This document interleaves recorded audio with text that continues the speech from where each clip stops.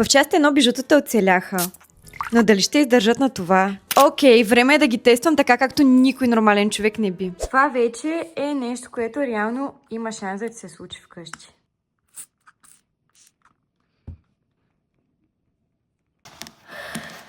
Ако сега потемне, даже няма да съм изненадана.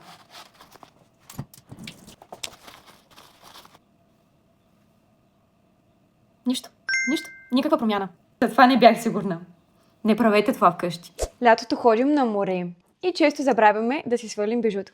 Затова ще пробвам да направя тест с солена вода. В домашни условия. Пускам го и ще го оставя така около 10 на минути. Още не съм го тествала, понеже има 2 месеца до лятото, така че стискайте палци. Минаха 10 минути и е време да видим какво се случва.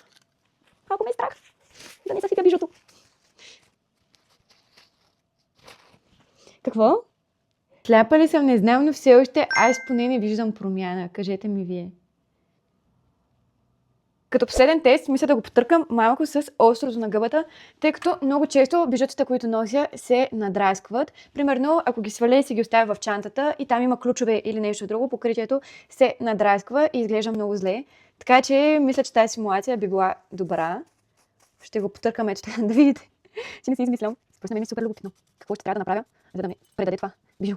Виждате, че търкам достатъчно силно с острата част. Айде, мия го и да видим.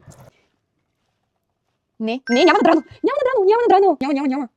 Не очаквах втора част да бъде успешна, честно казано, бях убедена, че това ще е пълен провал.